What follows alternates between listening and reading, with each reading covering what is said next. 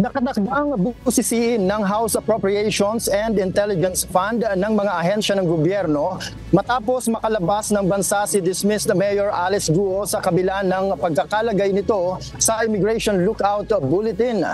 Sa isang pahayag, sinabi ni Appropriations Committee Chair at ako Bicol Representatives Elizalde Co na malaki ang pagpapahalaga ng Kongreso sa Intel Fund, kaya tinawag niyang great concerns ang nangyaring pagtakas ni Go. Binigyang diin din nito na hindi dapat maulit pa ang ganitong pagkukulang dahil sapat naman ang alokasyon ng budget para sa mga Intel operations.